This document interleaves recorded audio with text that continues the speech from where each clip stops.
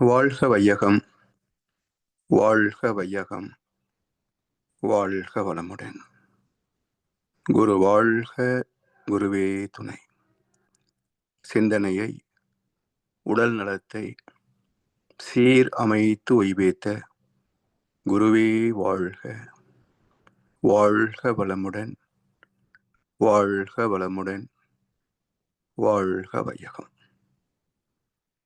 Canada sky yoga அறக்கட்டளையை சிறப்பாக நடத்தி வருகின்ற ஆன்மீக அன்புள்ளங்கள், குறிப்பாக பேராசிரியர் முனைவர் சிவசங்கரமையா அவர்கள் மற்றும் இந்த நிகழ்ச்சியில் தொடர்ந்து சிறப்பித்து வருகின்ற அன்பர்கள் அனைவருக்கும் அருட்தந்தை வேதாத்ரி மகர்ஷி அவர்கள் சார்பாக வாழ்க வளமுடன் என்ற வாழ்த்துக்களையும் எனது அன்பு கலந்த பணிவான வணக்கத்தையும் சமர்ப்பித்து, குருவின் குரல் வேதாத்திரிய தொடர் சிந்தனையின் 96ஆம் பாகத்தில்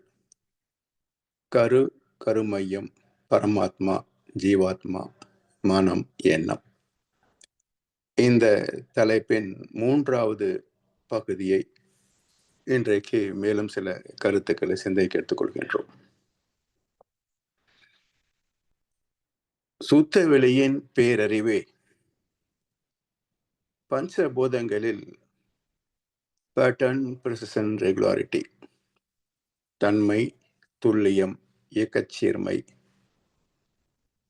என்ற விதிகளோடும் அதற்கேற்ற விளைவு என்ற கூடுதல் அறமாகவும் வெளிப்பட்டது. மேலும் ஜீவன்களில் ஸ்பரிசம், சுவை, வாசனை, பார்வை, ஓசை என்ற உணர்கின்ற ஐயறிவாகவும், மனிதனிடத்திலே சிந்தனை திறமாக, பகுத்தறிவாக மற்றும் செயலுக்கேற்ற விளைவு என்ற விதியாகவும் வெளிப்பட்டிருக்கிறது. ஜீவன்களின் சிந்தனை திறமானது இயல்பறிவு, நுண்மான் நுழைப்புலன் அறிவு, தேர்ந்தறிவு, உள்ளுணர் அறிவு, மெய்யறிவு, ஆங்கிலத்தில் இன்ஸ்டிங்க்ட், பர்ஸ்பிகாசிட்டி, நாலெட்ஜ், இன்ட்யூஷன், விஸ்டம் என்று அறிவின் படித்தளங்களை 5 கட்டங்களாக பிரித்து விளக்குகிறார் மகர்ஷி அவர்கள். நாலேஜ் என்ற தேர்ந்தறிவு வரை உள்ள 3 நிலைகள். இவை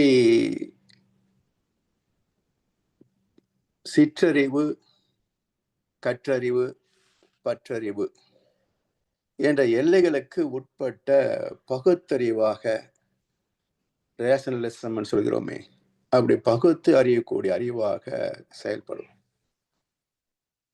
மனவேகம் குறைந்த நுண்மையில் இதுவே உள்ளுணர் அறிவாகவும், நோ மைண்ட் ஸ்டேட், மனமற்ற நிலையிலே மெய்யறிவாகவும் மேன்மை பெறும். 5 அறிவு வரை உள்ள ஜீவன்களில் உடல் சார்ந்தே வாழத்தக்கதாகவும், மனிதனில் மனம் சார்ந்தும் மன ஒடுக்கத்தில் அறிவு சார்ந்தும் வாழக்கூடிய திறம் பெற்றதாக வெளிப்பட்டது சுத்தவெளியின் பேரறிவு தான். தாம்பத்தியம், உணவு வகைகள், வாசனை பொருட்கள், காட்சி பொருட்கள், ஒளியும் இசையும் என்ற 5 வகை அனுபவங்களின் மூலம், 5 புலன்கள் மூலம் பெறுகின்ற இன்பங்களே சாஸ்வதம் என்று நம்புகின்ற மயக்கத்தில் ஆணவத்திடம் தன்னை அடகு வைத்த நிலை சிற்றறிவு. இந்த சிற்றறிவின் மறுமுனை பேரறிவு. பக்தி மார்க்கத்தில் தொடங்கி ஞான மார்க்கத்தில் வளர்ந்து முக்தியில் நிறைவு பெறுகின்ற சிற்றறிவின் வெற்றி பயணம். அதில் பெறக்கூடிய வெகுமதி தெய்வ தரிசனம். இன்பங்களை தூய்ப்பதற்கான வசதிகளை பெறவும், தன் ஆளுமை ஏற்கும் உறவும் நட்புமான மக்களை வசப்படுத்தவும் தேவையான நுட்பங்களை கற்றுக்கொள்கின்ற அறிவின் திறமை கற்றறிவு. ஆனாலும் கற்றது கைமண் அளவு, கல்லாதது உலகளவு என்று சில ஞானியர்கள் குறித்திருக்கிறார்கள். மகர்ஷி அவர்களும் எந்த ஒன்றை அறிந்திடில் இறைவன் முதல் உயிர் வரை அனைத்தையும் அறிந்து தெளியுமோ அந்த நுட்பமான கலையே பிரம்ம ஞானம் என்கிறார். அதாவது மனமானது 1 முதல் 7 அலை வேகங்களில் நிலைக்கின்ற போது பெறுகின்ற அறிவுக்கு முற்றறிவு என்று பெயர். வயிற்று பசியிலும் உடல் பசியிலும் சிக்கிய புலன்பற்று, மாடி மனை தோட்டம் துறவு, கோடிக்கணக்கான பணம் வாகனம் வசதிகள் போன்ற செல்வத்தில் சிக்கிய அறிவு பொருள் பற்று. பதவி, செல்வாக்கு, புகழ், அதிகாரம், உறவு, நட்பு போன்றவற்றில் பந்தித்து கொண்ட மக்கள் பற்று. இவை போன்ற உடல் சார்ந்த தேவைகளை இறுக பற்றி நிற்கின்ற அறிவே பற்றறிவு. இதிலிருந்து விடுபடுவதற்கான வழி, பற்றறிவிலிருந்து விடுபடுவதற்கான வழி என்ன? பற்றுக பற்று அற்றான் பற்றினை, அப்பற்றை பற்றுக பற்று விடற்கு என்கிறார் வள்ளுவப்பெருந்தகை. அதாவது பற்றி கொள்ள வேண்டிய பரம்பொருள், பற்றி கொள்ள வேண்டிய பரம்பொருளை பற்ற தவறியதால் நாம் பற்றி கொண்டு அனைத்தும் பற்றாக்குறையாகவே இருக்கின்றன. இந்த பொருள், புகழ், செல்வாக்கு, புலன் இன்பங்களில் யாராவது நிறை பெற்றிருக்கிறார்களா என்று உலகெங்கிலும் தேடி பார்த்தால் ஆன்மீகத்தில் தேர்ச்சி பெற்றவர்களை தவிர மற்ற யாரும் நிறைய பெறவில்லை என்பதுதான் வரலாற்று உண்மையாக இருக்கும்.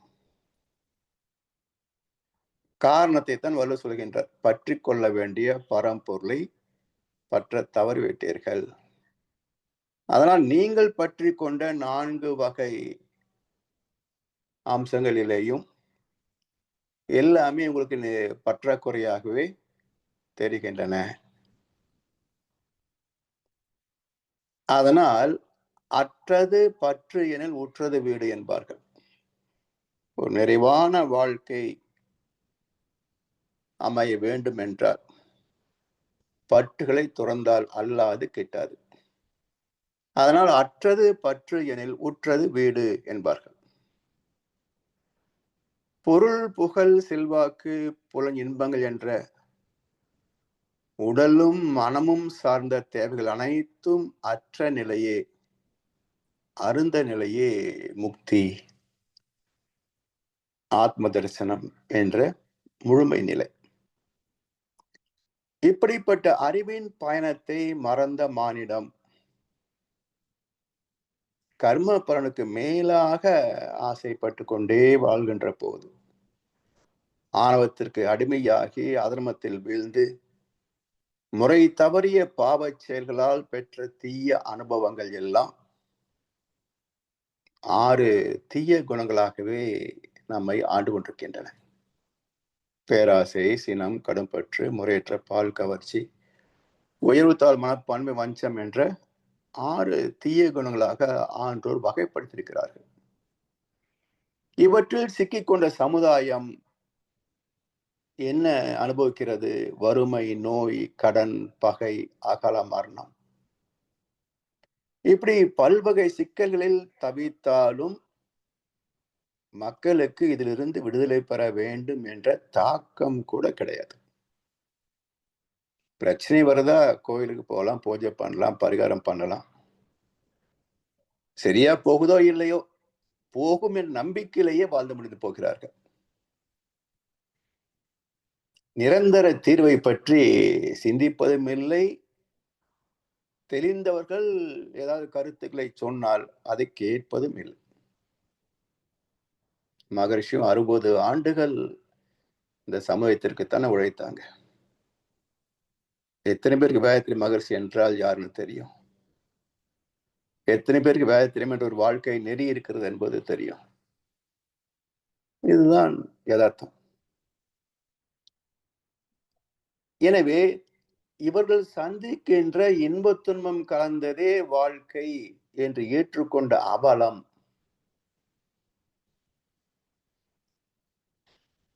ஆனா பூஜ்யமான பேரறிவே நம்மிடத்தில் பகுத்தறிவாக 6வது அறிவாக அமைந்துள்ள சிறப்பை ஆராய்ந்து பார்க்கின்ற போது இந்த வாழ்க்கையின் நோக்கம் புரிகிறது.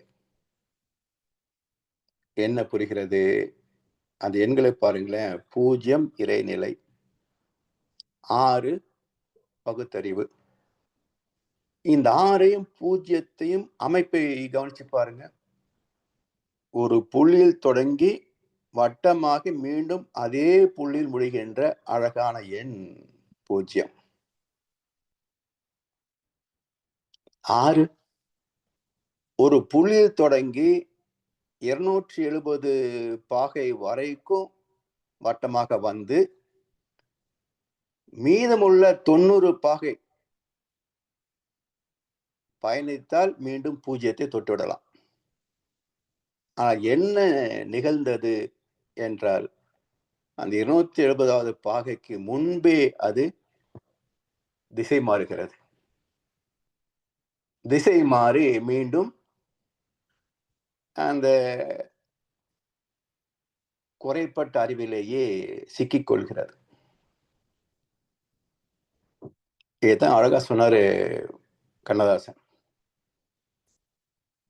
எங்கே வாழ்க்கை தொடங்கும், அது எங்கே எவ்விதம் முடியும், இதுதான் வாழ்க்கை, இதுதான் பயணம் என்பது யாருக்கும் தெரியாது.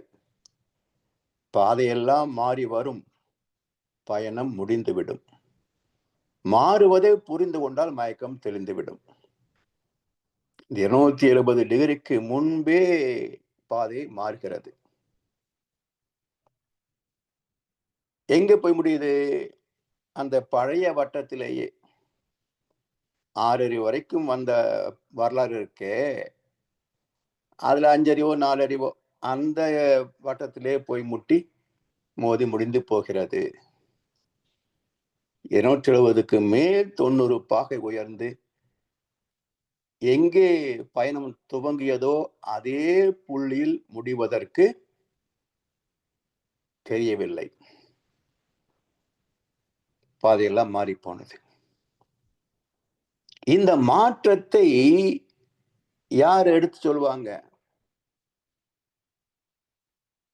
தெளிவாக உணர்ந்த ஞானிகளே இந்த மாற்றத்தை நமக்கு எடுத்து காட்ட முடியும். அப்ப அவர்கள் சொல்லக்கூடிய கருத்துக்களை ஏற்று சிந்தித்து புரிந்து தெளிந்து பின்பற்றினால் தானே பயனடைய முடியும். இந்த 90 டிகிரி அடைவதும் அவ்வளவு லேசான காரியம் அல்ல. அதாவது மலை ஏறுபவர்கள் ஒரு குறிப்பிட்ட உயரம் வரைக்கும் எளிதில் ஏறி விடலாம். அதற்கு மேல் எடுத்து வைக்கின்ற ஒவ்வொரு அடியும் கடினமானதாக இருக்கும் என்று சொல்வார்கள். ஏன்னா அந்த கிராவிட்டியை எதிர்த்து போகணும் இல்லையா? ஒவ்வொரு அடியும் கடினமாக இருக்கும் அப்படிம்பாங்க. அது போல இந்த 270 பாகைக்கு மேல் மீண்டும் பிறந்த இடத்திலேயே போய் இணைவது ஒவ்வொரு அடியும் மிக மிக கடினமானதுதான். அதனால் இடையில திரும்புவதே சுகமான வாழ்க்கை என்று மாறி போனது. இதிலிருந்து மாற்றம் பெற வேண்டும் என்றால் அதை முதலே சுட்டி காட்டக்கூடிய குரு நமக்கு அவசியம்.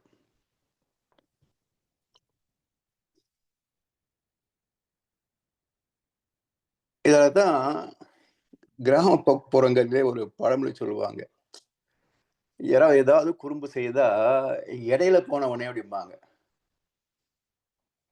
இதுக்கு அர்த்தம் பெரும்பாலும் புரியாது. சில பேர் என்ன சொல்லுவாங்கன்னா, இந்த அகால மரணமாக இடையில செத்து போனவங்க அது மாதிரின்னு சொல்லுவாங்க. 2மே இல்ல. இடையிலே போனவனே என்றால், இந்த 180 டிகிரி அரை வட்டம். மறு 180 டிகிரி இன்னொரு அரை வட்டம். அப்ப மேலிருந்து கீழே வந்தாச்சு. கீழிருந்து மறுபடியும் மேல போகணும். இந்த பாதையில 270 டிகிரில திரும்பிடுது. அப்ப இடையில போனவனே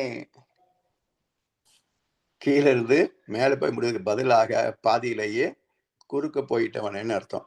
அதத்தான் கிராமப்புறத்துல ரொம்ப அருமையான உதாரணம் ஒரு பழமொழியாக சொல்லி வச்சிருக்கிறாங்க. ஏதாவது நேர்மை தவறி ஒருவன் நடக்கிற போது இடையில போனவனே என்று குறிப்பிடுவார்கள். இப்போ ஒரு பாத்திரத்துல தண்ணி, சில பாசி மணிகள் அதுல போடுகிறோம்.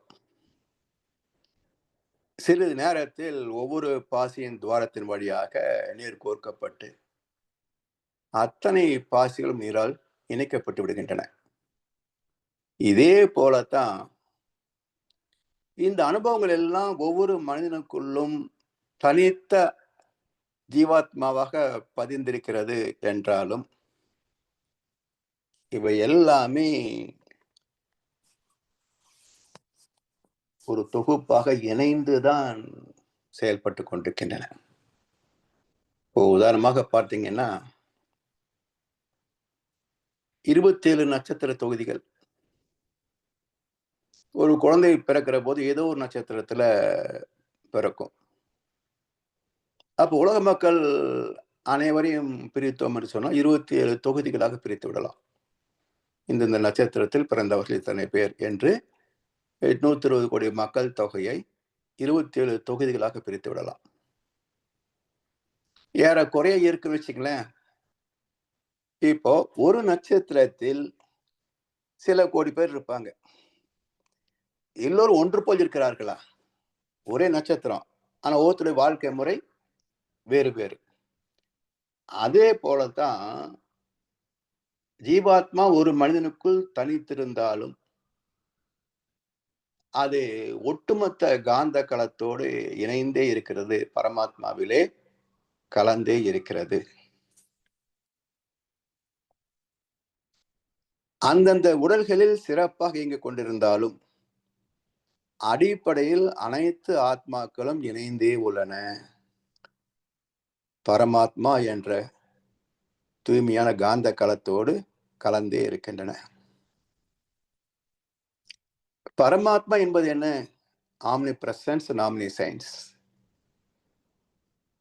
நீக்கமற நிறைந்துள்ள உணரும் திறமுள்ள தெய்வம்.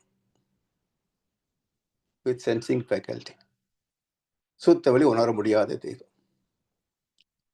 சரி, இப்ப அறிவியல் பார்வையில் பரமாத்மா ஜீவாத்மாவை விளக்க முடியுமா? மிக மில்லியன் டாலர் கொஸ்டின்றாங்களே, இது ட்ரில்லியன் டாலர் கொஸ்டின். ஏன்னா ஆன்மீக சொற்பொழிவுகள் ஏராளம், ஆத்மாவை பற்றி பேசுபவர்களும் ஏராளம்.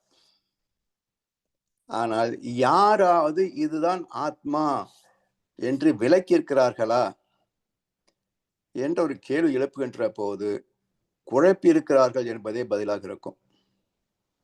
யாரும் விளக்கல, குழப்பி வச்சிருக்கிறாங்க. இப்ப இதுல இருந்து ஒரு தெளிவான விளக்கத்தை யார் தர முடியும், எப்படி கிடைக்கும் என்ற ஒரு வினா எழுப்புகின்ற போது வேதாத்திரியம் ஒன்றுதான் உலக மக்கள் அனைவருக்கும் விடையாக வந்து நிற்கிறது.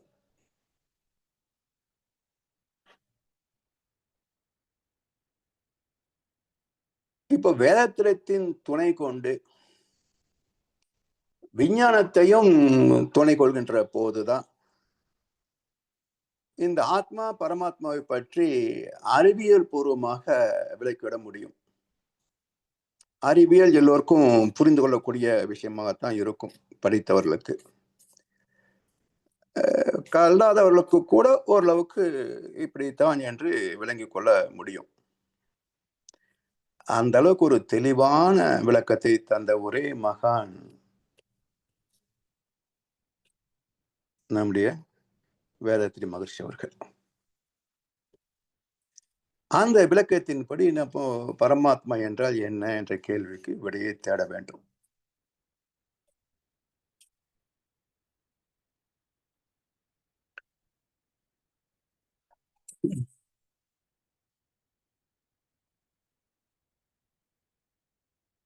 ஆத்மாவையும் பரமாத்மாவையும் பற்றிய விளக்கத்திற்கு வேதங்கள், அது குறிப்பாக பகவத்கீதை ஆத்மாவை பற்றி தான் முக்கியமாக பேசுகிறது. ஆனா இவையெல்லாம் மக்களுடைய சாதாரண அறிவுக்கு எட்டுவது இல்லை. இதை உபன்யாசம் பண்ணுபவர்களுக்கு புரிந்து கொள்ளவில்லை என்பதுதான் அவருடைய விளக்கத்தை பார்க்கிற போது தெரிகிறது. அதனால் ஞானிகள் என்ன செய்தாங்க? வேதத்தின் சாரத்தை சாஸ்திரங்களாக, உபனிஷத்துக்களாக, இதிகாசங்களாக அமைத்து கதைகள் மூலமாக புரிந்து கொள்ளலாமே என்று ஒரு முயற்சி செய்திருக்கிறார்கள்.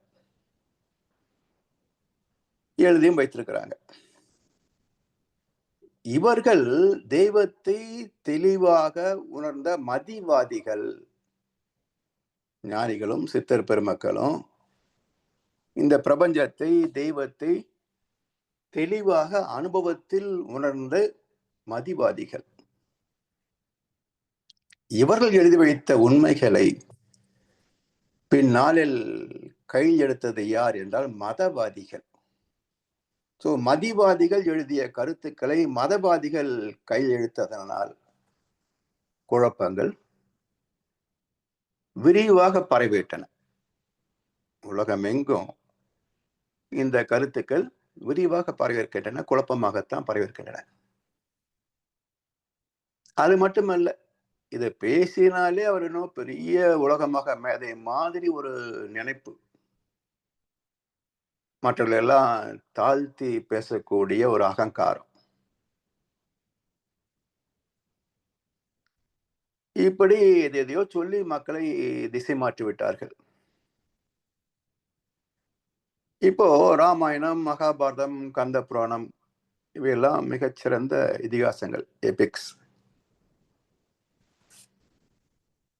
இதுல என்ன சொல்ல வந்தாங்க என்பதை இவர்கள் விளக்கவில்லை. விளைவு என்ன? மக்கள் ராம பக்தர்களாகவும் கிருஷ்ண பக்தர்களாகவும் முருக பக்தர்களாகவும் மாறினார்களே தவிர யாரும் தான் ராமனாக, கிருஷ்ணனாக, முருகனாக வாழ வேண்டும் என்று ஆசைப்படவே இல்லை. எண்ணம் வந்தால் தானே செயல். எண்ணமே இல்லாத தனியை பிரிச்சிட்டோமே. அதாவது அவதாரங்கள், தெய்வங்கள், நம் மனிதர்கள் என்று 2 பேருக்கு இடையில ஒரு பெரிய சைனா சோர் மாதிரி ஒரு பிரிவினையை ஏற்படுத்தி விட்டார்கள். அதனால் தெய்வநீதியை மதித்து வாழ்கின்ற சான்றோனாக மக்கள் மாறவில்லை என்பது மறுக்க முடியாத ஒரு கசப்பான உண்மை. இந்த குறைபாட்டை நிறைவு செய்ய இறைவனே எடுத்த அவதாரம் தான் வேதாத்ரி மகர்ஷி அவர்கள். வேதங்களின் சாரத்தை விஞ்ஞானபூர்வமாக விளக்கியது வேதாத்திரியம். வாழ்வில் பொருள் தேடும் அன்பர்களுக்கு, ஆத்ம விளக்கத்தை தேடுகின்ற அன்பர்களுக்கு ஒரு கலங்கரை விளக்காக வழிகாட்டுகின்ற நூல் வேதாத்திரியம். அப்ப இதை வைத்துக் கொண்டு நாம் புரிந்து கொள்வதற்கு முயற்சி செய்யணும். இன்றைக்கு விஞ்ஞானம் மிக அற்புதமாக வளர்ந்திருக்கிறது மட்டுமல்ல, சில விஷயங்களில் ரகசியங்களை புரிந்து கொள்ளக்கூடிய வகையிலேயும் அது வெளிப்படுத்தியிருக்கிறது. பொதுவாக விஞ்ஞானம் புதுமைகளை கண்டெடுப்பதை என்ன சொல்லுவாங்க? இன்வென்ஷன் அப்படிம்பாங்க, கண்டுபிடித்தல் அப்படின்னு. அந்த வார்த்தைக்குள்ளே ஒரு ரகசியம் இருக்கு பாருங்க. எப்படி கண்டுபிடிச்சாங்க? இன் உள்ள, வெண்ட் வெளியே. அப்ப இன்வென்ட் அப்படின்னா உள்ள வெளியே.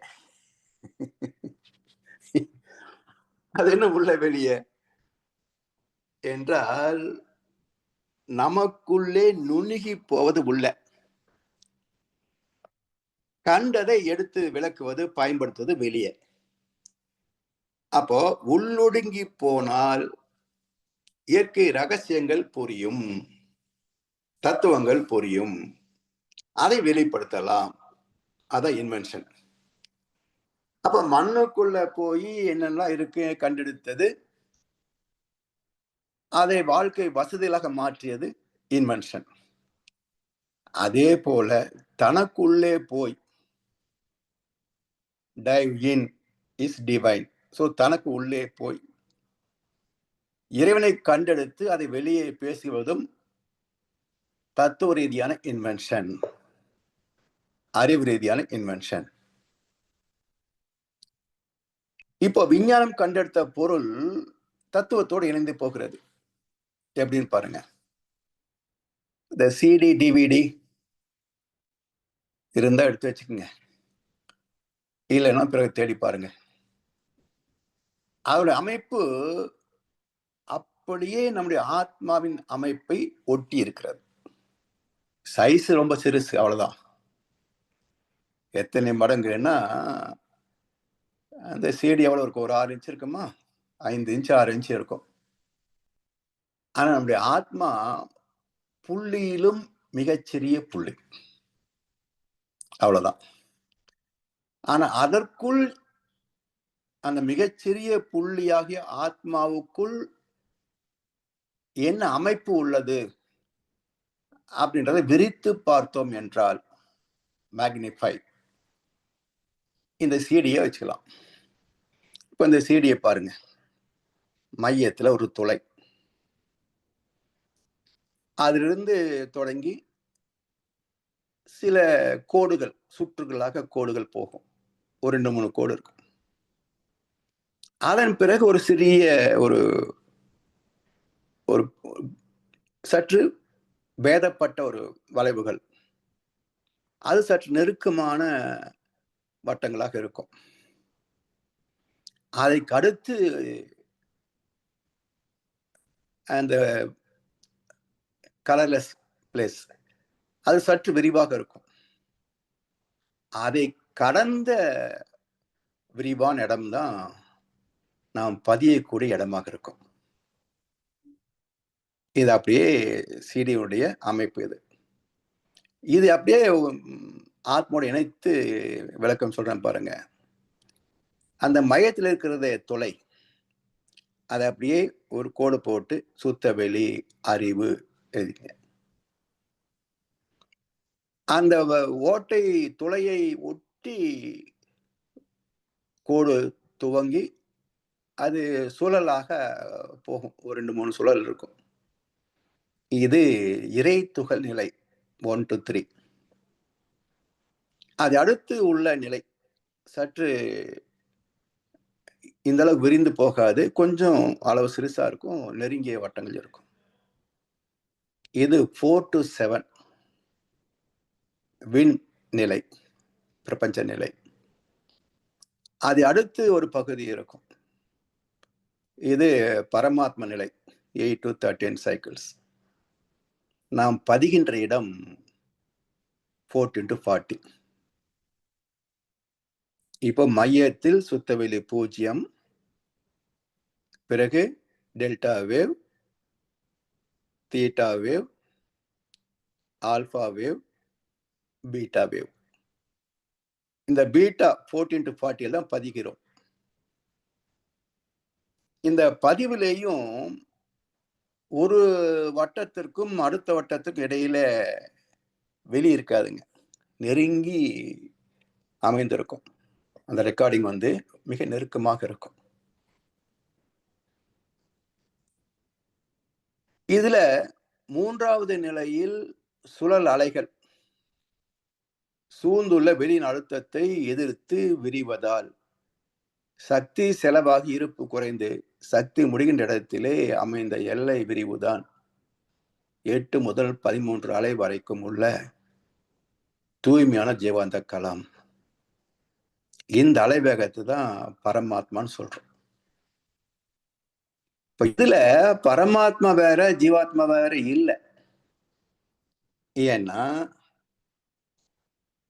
இப்போ 40 அலை உச்சகட்டம் இல்லையா? இப்ப இந்த 40க்குள்ள எத்தனை ஒன்று இருக்கும்? 40 ஒன்று தானே.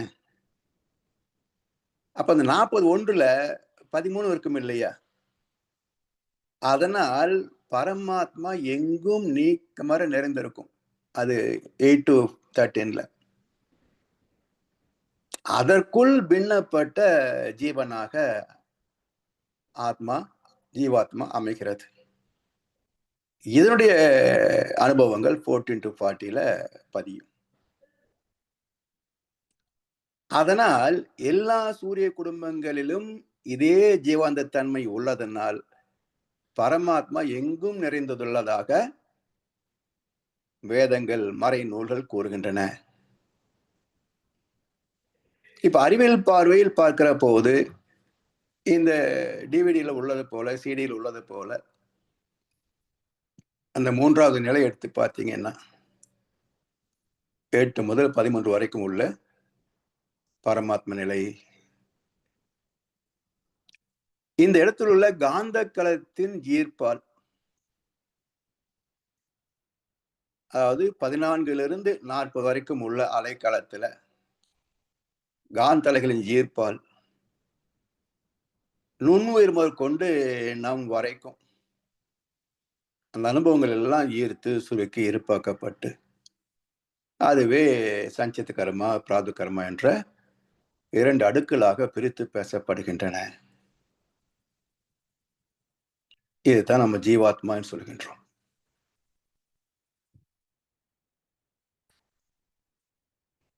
இப்போ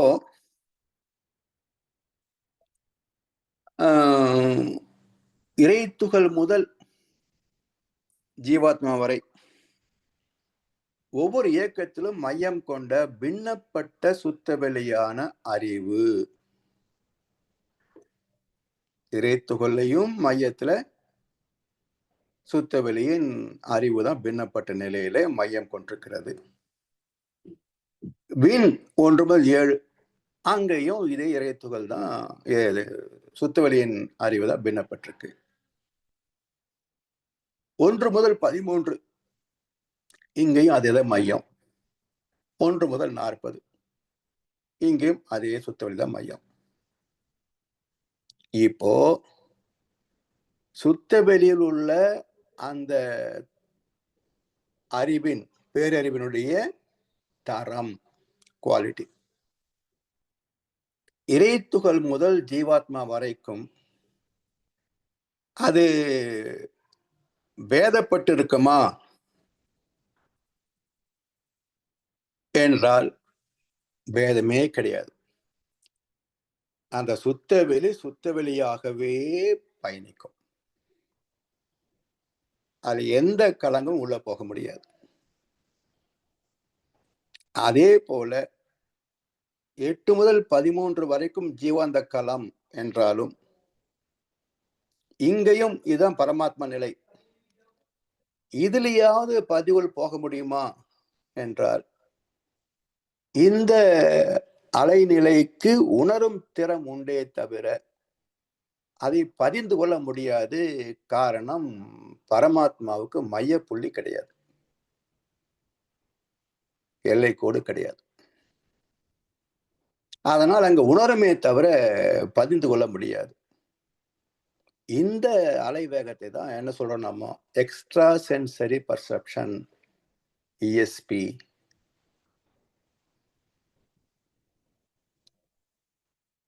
பதினான்கிலிருந்து 40 வரைக்கும் தான் ரெக்கார்டிங்ஸ் எல்லாமே. ஏன் என்றால் இது உடல் என்ற எல்லைக்குள் அமைந்ததனால் எல்லைகளுக்கு மைய புள்ளி உண்டு. அதுல காந்த களம் பதிந்து கொள்ளும். அதனால பரிணாமத்தில் சுத்தவினுடைய பேரறிவின் தன்மை எந்த நிலையிலையும் மாற்றம் அடைவது இல்லை. இதுதான் மாறாத ஒன்றுன்னு சொல்றாங்க இல்லையா? சுத்தவெளி மாறியதனால் தான் பிரபஞ்சம் தோன்றியது. அந்த பிரபஞ்சத்திற்குள்ளேயும் ஒவ்வொரு இறைத்துகள் முதல் மனித ஆத்மா வரைக்கும் மையத்தில் அது வீற்றிருந்தாலும் அது எந்த தரமாற்றமும் அடைவதில்லை என்பதனால் தான் இது மாற்றம் இல்லாததுன்னு சொல்லுவாங்க.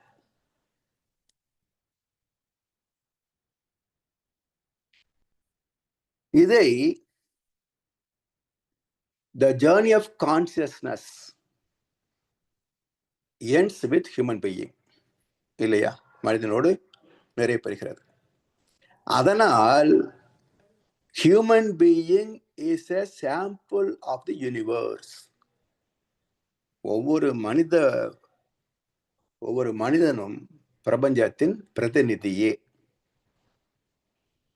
இதைத்தான் மகர்ஷி சொல்லுவாங்க, அண்டத்தில் கடவுளாய் அழைக்கப்படுபவன் பிண்டத்துள் உயிரென பேசப்படுகிறான். கண்டத்து மேலே கருவில் நிலைத்தவன் அண்டத்தும் பிண்டத்தும் அவனையே காண்கின்றான். எனவே நமது உயிரில் இருந்து எழுகின்ற காந்தலைகள் 40 சுழல் வரைக்கும் விரிந்து போய் முடிகின்றன.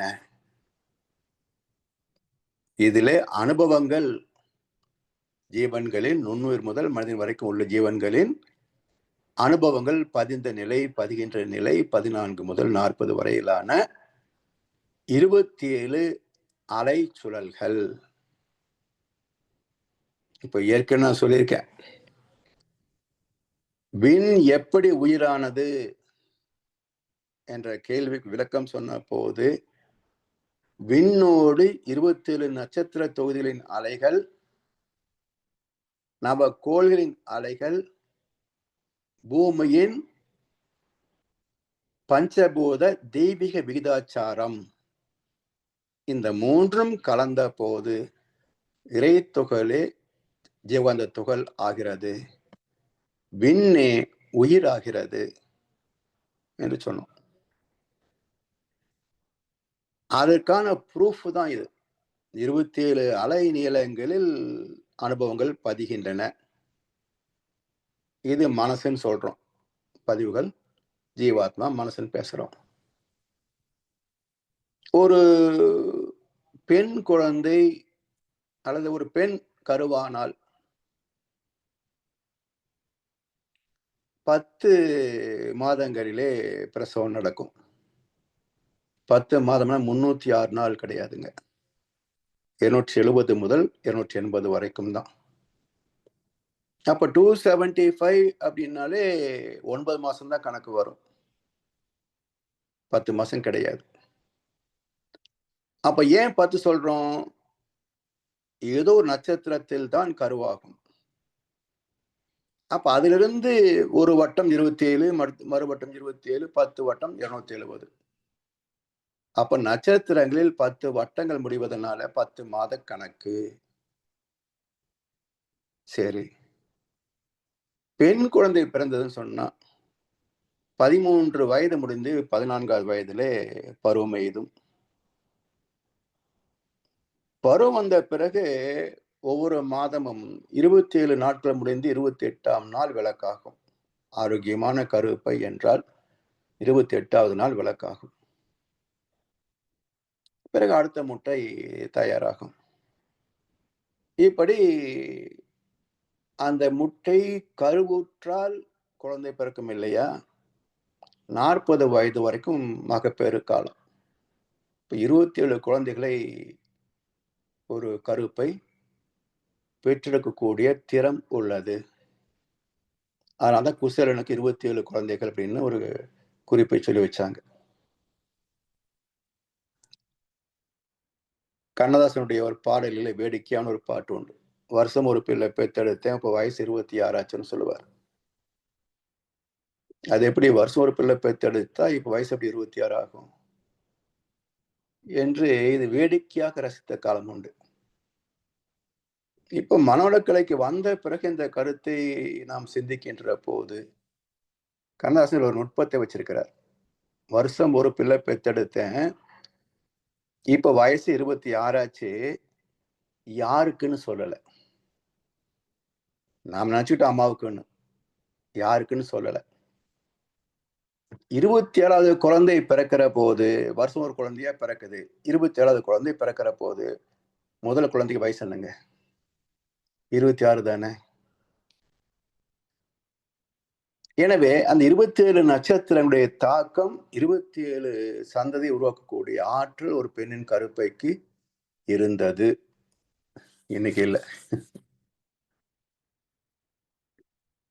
இப்படி 4 நிலைகளிலேயும் இந்த 27 எண்கள் வருவதனால நட்சத்திரங்களின் தாக்கமே நாம் வருவதற்கு முக்கியமான காரணம். அது மட்டுமல்ல, அந்த நட்சத்திரங்களின் ரசாயன தன்மைக்கு ஏற்ப குணங்களும் அமைகின்றன. அதனால் என்னென்ன நட்சத்திரத்தில் பிறந்தவர்களுக்கு என்னென்ன குணங்கள் இருக்கும் என்பது பொதுவாக பொருந்தும் எல்லோருக்கும். சிலது பேதப்படும். காரணம் அவருடைய சஞ்சித பிராப்த கர்ம வினைகள். பொதுவாக நட்சத்திரனுடைய குணங்கள் பொருந்தும். சரி, இப்போ மன அலை வேகம் 1 முதல் 40 வரை என்று பொதுவாக நாம் குறிப்பிட்டு பேசினாலும், மகரிஷி ஒரு சொற்பொழிவிலே சொன்ன ஒரு கருத்து, மனதை அளக்க முடியாது, அளப்பதற்குரிய கருவியும் கிடையாது என்றார். எல்லாரும் மைண்ட் ஃப்ரீக்வன்சின்னு தான் பேசுறோம். பீட்டா, ஆல்பா, தீட்டா, டெல்டா என்பது மைண்ட் ஃப்ரீக்வன்சி என்றுதான் பேசுகிறோம். மகரிஷி இந்த கருத்தை சொன்ன பிறகுதான் நாம் ஆய்ந்து பார்க்கின்ற போது விஞ்ஞானம் தெளிவாகவே குறிப்பிடுகிறது. எலக்ட்ரோ என்செபலோகிராப், எலக்ட்ரோ என்செபலோகிராபி, தமிழ்ல அழகான வார்த்தை. மூளை மின்னலை வரைவு கருவி. என்னங்க? மூளை மின்னலை வரைவு கருவி. அது கிராஃப் போடும். 1 to 40 சைக்கிள்ஸ் வரைக்கும் ஒரு கிராஃப் போட்டு கொடுக்கும். அதுதான் EEG. அப்ப என்ன சொல்றதுங்க? மூளை மின்னலை வரைவு. அப்ப என்ன செய்யறாங்க? தலையில ஏதோ 48 எலக்ட்ரோட்ஸ் என்னமோ ஃபிட் பண்றாங்க சொல்றாங்க. அந்த டெஸ்ட் எடுத்தவங்க 40, 45, 48 வரைக்கும் இருக்கும். அவ்வளவு எலக்ட்ரோட்ஸ் தலையில ஃபிட் பண்றாங்க அப்படின்ட்டு. அப்ப இதெல்லாம் என்ன செய்யுதுங்க? மூளையின் அதிர்வுகளை அளக்கின்றன. மூளையின் அதிர்வுகளைத்தான் அளக்கின்றன. அதை அந்த பேப்பர்ல வரைபடமாக தருகிறது. இதுதான் மூளை மின்னலை வரைவு. அப்படி என்றால் இந்த அதிர்வுகளுக்கு மூலம் ஒரு நுண்ணிய ஆற்றல். மூளையிலே தோன்றிய அதிர்வுகளுக்கு காரணம் ஒரு நுண்ணிய ஆற்றல். அந்த ஆற்றல் என்ன? Characterized biomagnetic field. Characterized biomagnetic field. சஞ்சிதம் பிராரதம் என்ற முன்வினை தன்வினை என்ற 2 அடுக்கு வினைப்பதிவுகளின் தாக்கத்தோடு ஆத்மாவிலிருந்து புறப்பட்ட அலைகளே மனம். இது மூளையில மோதுகின்ற போது அந்த பதிவுகளுக்கு தகுந்தாற் போன்ற அதிர்வுகளை ஏற்படுத்துகிறது. அதைத்தான் இந்த கருவி அளக்கிறது. அதனால் ஆத்மாவிலிருந்து மூளையை தொடுகின்ற வரைக்கும் உள்ள நுண்ணிய அலை இயக்கம், அலை அதிர்வுகள், மன அலைகள், இவற்றை அளப்பதற்கு கருவியும் கிடையாது, அளக்கவும் முடியாது.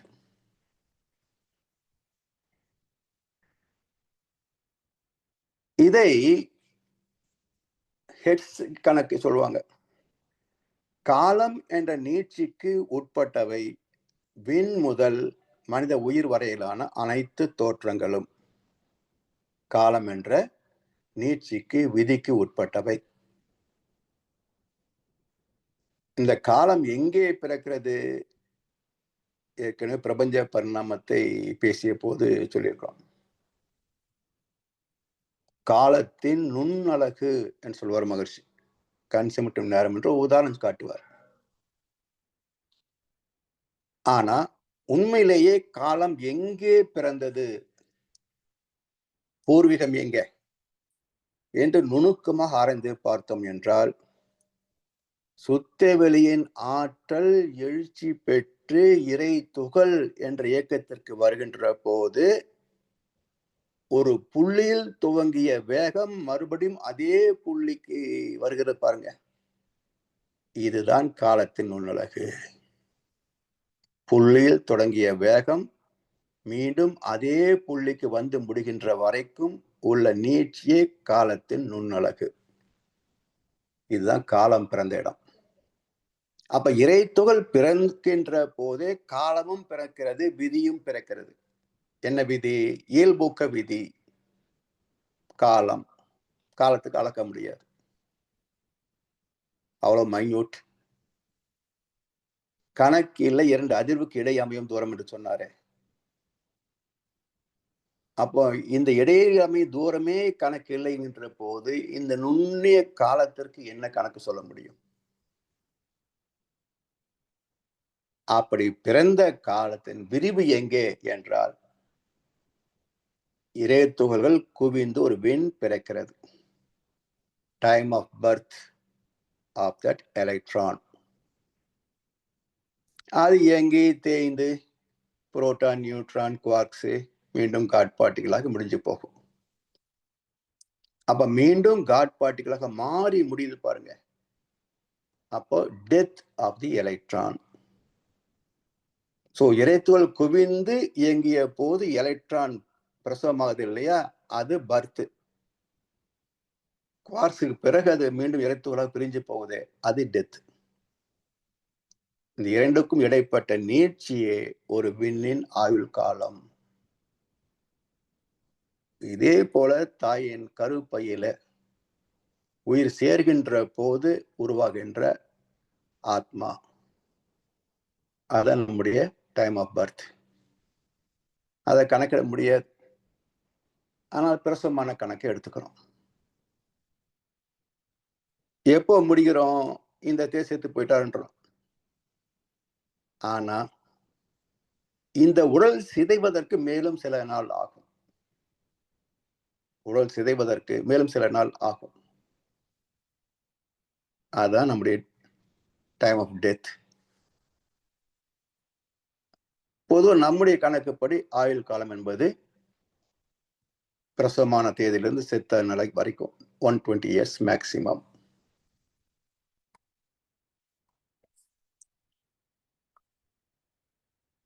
இப்படி ஜீவன்களின் ஆத்மாவுக்கு மையமாய், உயிருக்கு ஆதாரமாய், உயிருக்கு உட்பொருளாய், உடல் மையத்தில் அமைந்திருப்பது அறிவு என்ற தெய்வீகம்,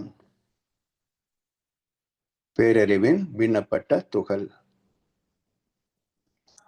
இதன் ஆற்றல் எழுச்சி பெற்று உயிர் சுழற்சியால் அமைந்த காந்த களத்தில் அனுபவங்கள் பதிந்த 14 முதல் 40 என்பதே ஜீவாத்மா. அங்கிருந்து பிரதிபலிக்கின்ற நிலை மனம். மோதி உணரப்படுகின்ற இடம் மூளை. எது உணர்வது?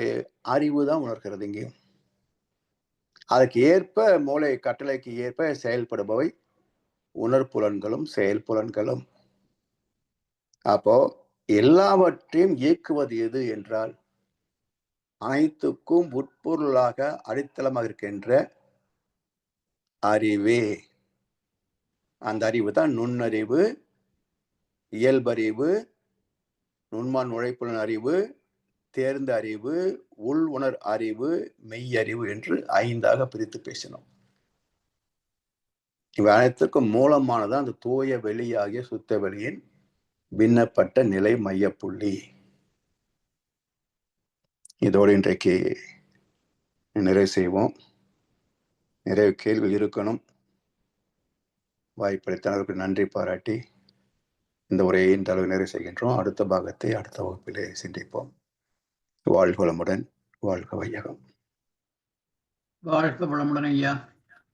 வாழ்க வளமுடன் ஐயா. மிக நன்றிகள். விரிவான சிந்தனை வரை பல ஆழமான கருத்துக்களை கற்றிருக்கின்றோம். கேள்விகள் நிச்சயமாக இருக்கும் ஐயா. ஆனால் இதை திருப்பவும் கேட்டு கேட்டு தெளிவு வர வேண்டிய தேவை இருக்குன்னு நினைக்கிறேன் ஐயா. ஐயாவிடம் உங்கள் கேள்விகளை கேட்க விரும்புவர்கள் கைகளை உயர்த்தி இப்பொழுது கேட்கலாம்.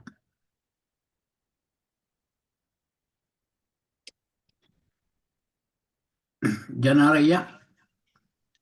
ஐயா வாழ்க வளமுடன். வாழ்க வளமுடன் ஐயா.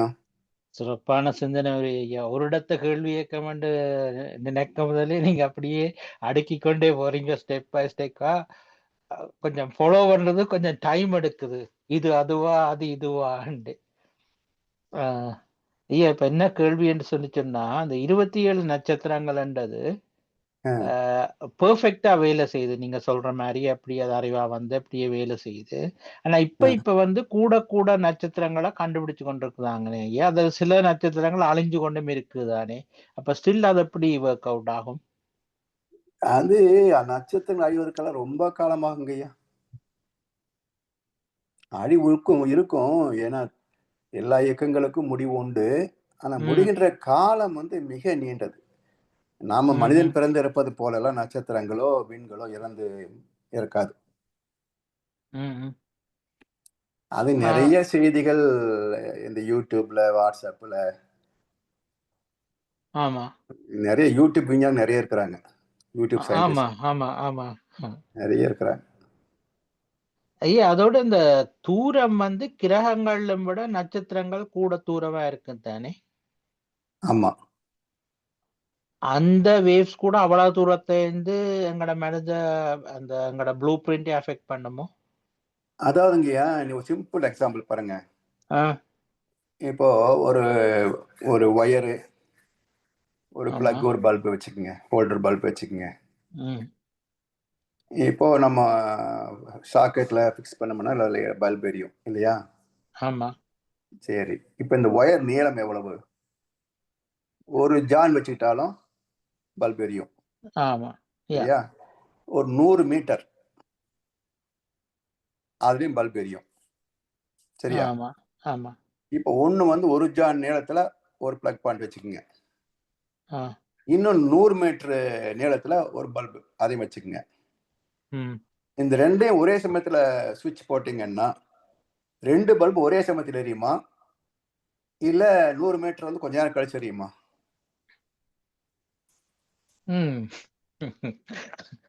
நல்ல கேள்வி ஐயா. ஒரே சமயம் தானே? ஒரே சமயம் தான். ஆமா. அப்போ அந்த 100 மீட்டர் ஒயர் எலக்ட்ரான் எப்படி கடந்தது? அதே மாதிரிதான் எத்தனை தூரத்தில் நட்சத்திரங்கள் இருந்தாலும் எண்ணம் எழுந்த உடனேயே அங்க ரிஃப்ளெக்ட் ஆயிடும். எண்ணம் எழும் இடம் ஒரு புள்ளி ஆகும். இயங்கி முடிக்கும் களமோ அகண்டாகாரம். You cannot pluck a rose without disturbing a distant star. Okay.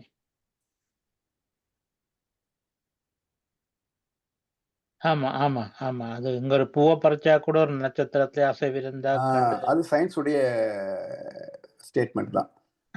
ஆமா. சிறப்பு ஐயா. இன்னும் திருப்பி கேட்கணும். கடைசியில அந்த அறிவை பற்றி இருக்கா அறிய வேணும். அது பிறகு நான் யூடியூபை கேட்டு பார்க்கிறேன் ஐயா. நேரத்தை மெனக்கெடுத்தாம. வாழ்க வளமுடன். நன்றி. வாழ்க வளமுடன் ஐயா. அடுத்து தனா ஐயா. ஐயா வாழ்க வளமுடன் ஐயா. வாழ்க வளமுடன் ஐயா. பல விடயங்கள் ஐயா. அருமையான சிந்தனை உரை. சிவாயா சொன்னது போல ஒரு கால் திருப்பி கேட்டு ஐயா, ஒரு மனதை தெளி கொண்டு வந்தது இப்பதான் ஐயா. அதில் கேள்விகள் கேட்கலாம் ஐயா. கேள்வி இருக்கும் கட்டாயம். ஒரு சின்ன ஒரு விஷயத்தை தெளிவுபடுத்த வேண்டும் என்னன்னு சொன்னால், இந்த வேதத்தின் சாராம்சம் வேதாத்திரியம் என்ற மாதிரி ஒரு கருத்து சொன்ன மாதிரி இருந்தீங்கள். ஆமா. அந்த இதையும் கேட்கணும்னு சொன்னால் இந்த கீதாவை எடுக்கும் பொழுது பகவத்கீதாவை எடுக்கும் பொழுது அது ம். எங்கேயோ நான் பார்த்த ஞாபகம் இருக்கு. இந்த பகவத்கீதா வந்து வேதத்தின் ஆஹ், அது அது அது என்ன இனிமே சொன்னது என்று சொன்னால் இந்த வேதம் வந்து பசு என்று கண்டால் அந்த கீதை வந்து பால்.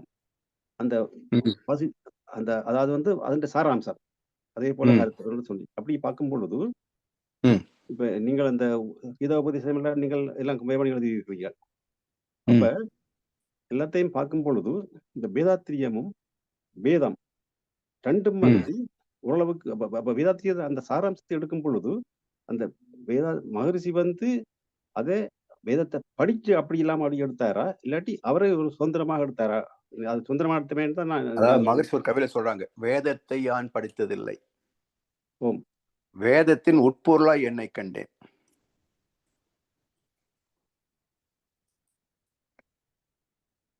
சோதிப்போர் புலனறிவால் என்னை காணார், சுயநிலையை அவர் அறிய அவர் நான் ஒன்றே அப்படின்னு ஒரு கவிதை சொல்றாரு.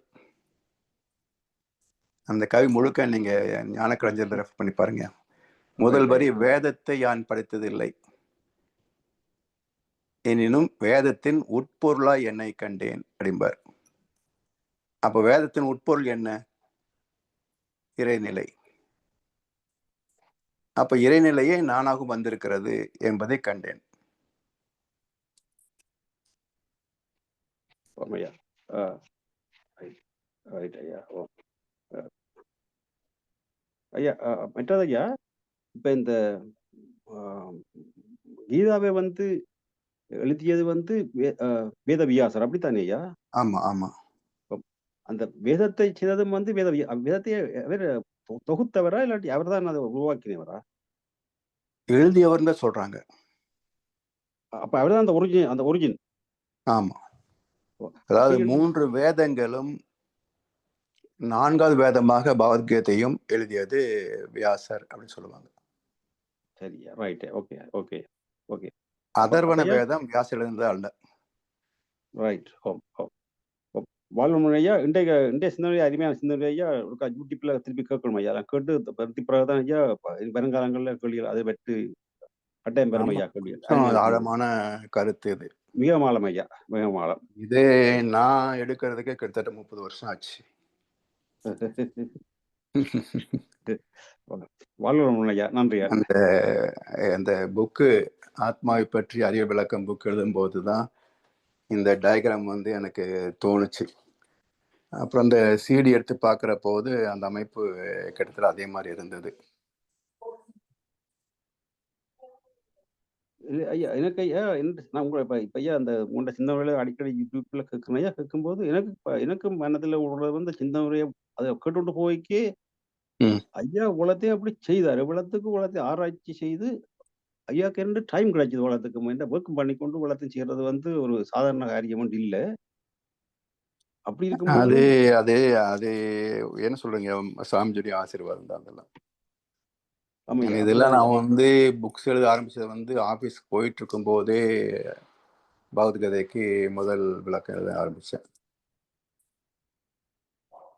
ஸோ தினமும் ஆஃபீஸ் முடிச்சுட்டு 5 மணிக்கு வந்த வீட்டுக்கு வந்தேன்னா 12 o'clock வரைக்கும் இந்த வேலையை பார்ப்பேன். அப்படி எழுதுனது தான் அதான் இதெல்லாம். அப்போ தொடர்ந்து அப்படியே ஒவ்வொரு புத்தகமாக எழுத சிந்தனை ஆராய்ச்சி அப்படியே போக போக இந்த ஆத்மாவை பற்றி நான் எழுத ஆரம்பித்தது தெளிவாக புரிஞ்சிட்டது வந்து கிட்டத்தட்ட 2020 நினைக்கிறேன். 20 பிறகுதான் இருக்கும். ஸோ அது பிறகுதான் வந்து இப்படி விரிவாக விளக்க முடியுது. அதனால தொடர்ந்து ஒரு சிந்தனை ஆராய்ச்சி அப்படியே வந்தா தான் கிட்டத்தட்ட எனக்கு 30 வருஷம் ஆயிருக்குன்னு வச்சுங்களேன். அந்த அளவுக்கு இது ஒரு மிக ஆழமான ஒரு சிந்தனை. இது கேட்கிற போது புரிஞ்ச மாதிரியே இருக்கும். ஆமாய்யா. பிறகு நினைச்சு பார்த்தீங்கன்னா ஒண்ணுமே நினைவுக்கு வராது. இது மகர்ஷி கிளாஸ்ல நிறைய கிளாஸ்ல நான் வந்து இது மாதிரி அவசரப்பட்டிருக்கேன். கேட்கும் போதெல்லாம் புரியுற மாதிரியா இருக்கும். அதுக்கப்புறம் என்ன சொன்னாங்க யோசிச்சு பார்த்தா ஒண்ணுமே நினைவு கட்டாது. ஏன்னா அந்த ஃப்ரீக்குவன்சி வந்து மாறும். சாமி பேசும்போது நம்ம கவனிக்கிற போது ஃப்ரீக்குவன்சி இருக்கிறதும், பிறகு நார்மல் லெவலில் வந்த பிறகு இருக்கிற ஃப்ரீக்குவன்சி மாறுறதுனால அந்த லோ ஃப்ரீக்குவன்சியில் ரிசீவ் பண்ணதுமே நமக்கு நினைவுக்கு வராது. ஸோ இதை அப்படியே தொடர்ந்து சிந்திக்கத்தான் அது வாசமாகும். ஸோ இந்த ரெக்கார்டிங் வந்து ஒரு தடவை கேட்டால் கூட அவ்வளோ ஈஸியாக புரியுமான்ற சந்தேகம் தான். சில முறை கேட்கணும். என்னுடைய அனுபவம் சில முறை கேட்டால் தான் புரிய வரும். ஆமாய்யா. ஐயா, இதுலயே ஒரு பர்சனல் கேள்வின்னு சொல்லி உங்க பார்க்கும் பொழுது, அப்ப உங்கள்ட்ட best part of the life வந்து இதுக்குள்ள கணக்க போயிருக்கு. பார்க்க தெரியுது. 30 வருஷம்னு சொல்றீங்க. அப்படி ஆமா. இருக்கும்போது உங்கள்ட்ட பர்சனல் லைஃப், அதாவது வந்து குடும்பம், பிள்ளைகள் அப்படி இப்படின்னு சொல்லி உங்களுக்கு அதெல்லாமே மனைவி பார்த்துட்டாங்க. நான் ஒன்றும் பிள்ளைகளை வளர்க்கல. அவங்க வளர்த்ததுதான். அவங்களுக்கு தேவைகளை செய்து கொடுத்தோம், கூட உதவி செய்தோம், அவ்வளவுதான் தவிர. இதெல்லாம் ஐயா பூர்வகால புண்ணியம் ஐயா. அது பூர்வகால புண்ணியம் தான் சொல்லணும் ஐயா. நன்றிகள் ஐயா. வாழ்க வளமுடன். வாழ்க வளமுடன். வாழ்க வளமுடன் ஐயா. எனக்கும் சில கேள்விகள் இருக்கு ஐயா. ஆனால் இந்த வீடியோவை 2 தரம் கேட்டு தான் கேட்க வேண்டும். நான் அப்பதான் அந்த கேள்விக்குரிய பதிலும் புரியும். அதுதான் ஐயா. எனவே நாங்கள் இத்துடன் கேள்வி பகுதியை நிறைவு செய்வோம் ஐயா. சரிங்கய்யா. வாழ்க வளமுடன். வாழ்க வளமுடன். இதுவரை நேரமும் குருவன்குரல் வகுப்பு 96 இந்த வகுப்பை சிறப்பாக நமக்கு நடாத்திய முதுநிலை பேராசிரியர் பழனிசாமி ஐயாவுக்கு நமது மனமார்ந்த நன்றிகளை தெரிவிப்பதோடு ஐயாவுக்கு ஒரு வாழ்த்து தெரிவிப்போம். பேராசிரியர் பழனிசாமி ஐயா அவரது உடல் நலம், மனவளம், பொருளாதார வளம், அவர்தம் அன்பு குடும்பம், அவரது வேதாத்திரிய தொண்டு